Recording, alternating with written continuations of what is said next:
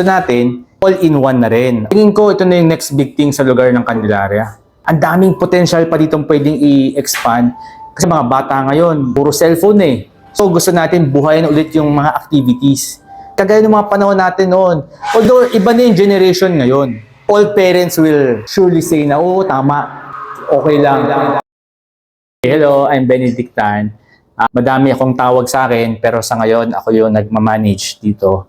So yeah, that's it.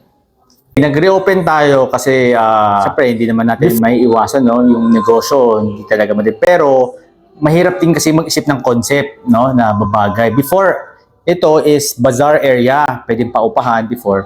So ngayon, ginawa na lang natin dito is ginawa natin extension ng Sholan Grand Premier Hotel. Kasi may mga times din talaga na yung mga tao gustong matulog agad, pahinga, which is tabing kalsada rin naman.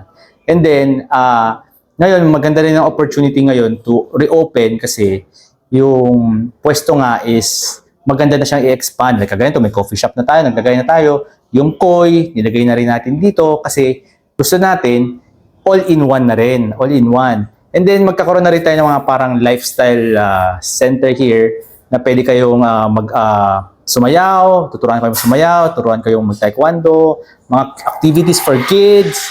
Yan. So maraming pwede actually. So, yan.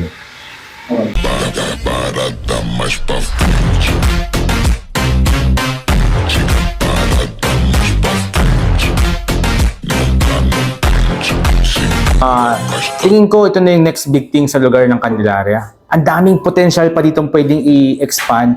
Kasi lalo ngayon mga bata ngayon, puro cellphone eh. So, ito gusto natin buhayin ulit yung mga activities. Kagaya ng mga panahon natin noon.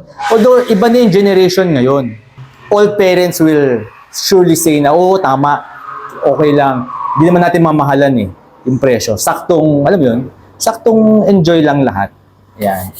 Droga que eu posto no dia quer ficar famosa, quer ganhar ibope, quer ficar ganhar ibope. Ang pinaka-concept talaga nito is gusto natin buhayin yung hilig ng mga bata sa toys, no? And arts actually. Kaya nga sabi nga namin, gusto namin invite all parents to bring your children here. You can paint, diba? Yung mga toys natin, dami natin toys dito, mga Marvel, mga cute stuff, diba? Mga blind box, yan, gusto ng mga bata yan eh. So gusto natin ibalik sa kanila yung pagiging bata kasi ngayon puro social media, puro Roblox. I mean, not bad, pero still, lahat digitized eh. Gusto natin mahawakan nila, yan.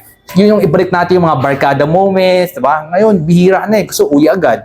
Cellphone. Ngayon, gusto natin, oh, kilala ko si ganito, bakit? Taga-Candelaria, taga-Lucena, taga-Pagbilao, marami. So, yan, pwede yan dito.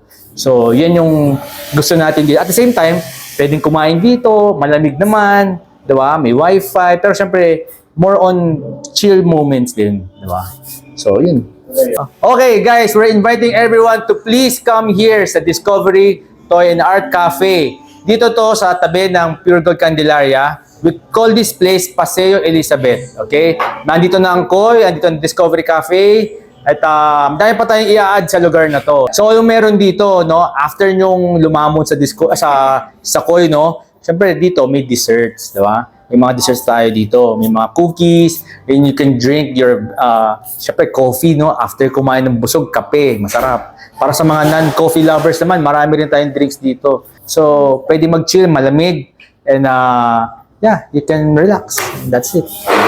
So, yeah. See you around, guys. Sayo. Sige. Kahit sana.